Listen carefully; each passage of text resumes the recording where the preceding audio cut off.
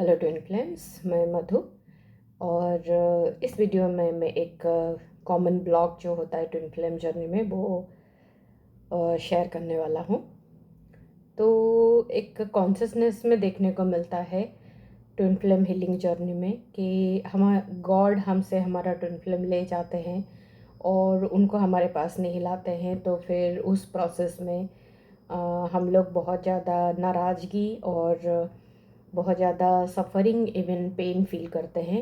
And सबसे ज़्यादा जो नाराज़गी रहती है वो गॉड के तरफ डेवलप होता है कि गॉड ने मुझे सेपरेट कर दिया मेरे लवर से। एंड और जितना हम गॉड से अपसेट रहते हैं उतना ट्विन फ्लेम के साथ सेपरेशन एक्चुअली बढ़ते जाता है, क्योंकि ट्विन फ्लेम के साथ हारमोनियस यूनियन में आने के लिए द प्रोसेस इज़ कि हम अपने ट्रू नेचर के करीब जाए और गॉड के करीब जाए।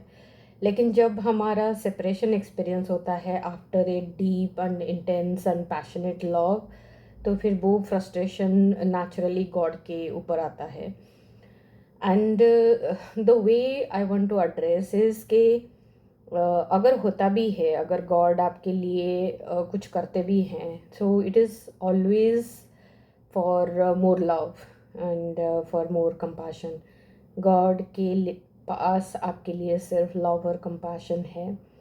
सो एक्चुअली होता क्या है कि किस सिचुएशन में ट्विन फ्लेम सेपरेशन में जाते हैं, एक फंडामेंटल चीज़ होती है कि जब ट्विन फ्लेम एक साथ आते हैं there is deep love, and then जब हम लव वाइब्रेशन में एंटर करते हैं तो जो अपने अंदर दबे हुए या सप्रेस्ड फीलिंग्स है या फियर है या कुछ ऐसे चीज़ें हैं जो हमें अंदर से अपने एनर्जी को एम्पलीफाई नहीं होने देता है, तो हम उस एनर्जी के साथ पूरी तरह से लव एंड अनकंडीशनल वाइब्रेशन में नहीं जा सकते हैं। So then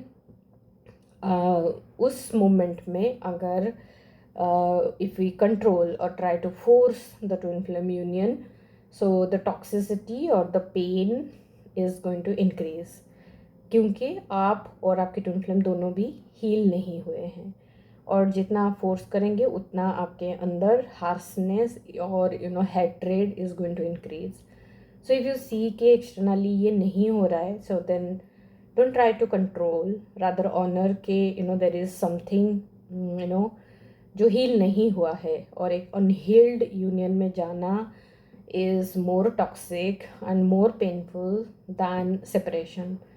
And it is always good that you prepare yourself before calling in your twin flame, क्योंकि आपके ट्विन फ्लेम आपके सोर्स नहीं है।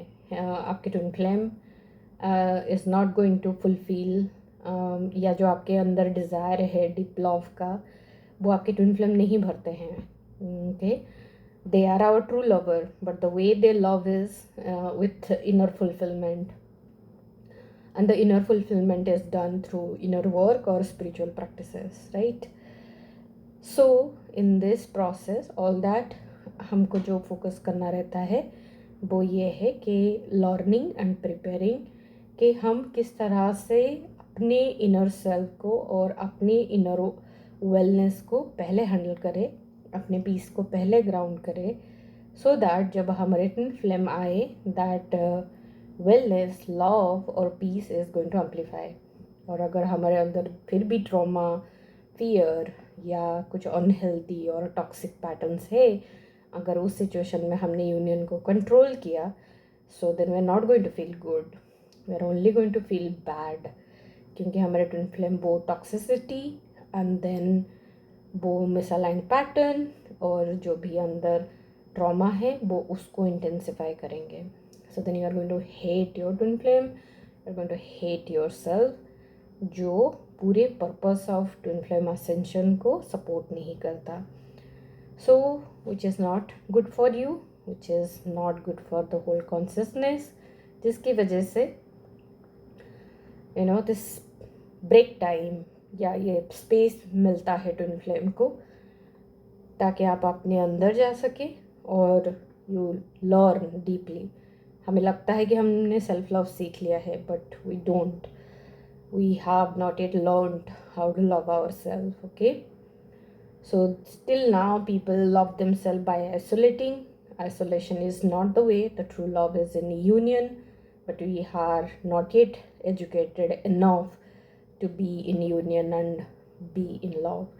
So let the process unfold, do inner work, claim your support, join us to learn, and prepare yourself to have that love that is eternal. Thank you.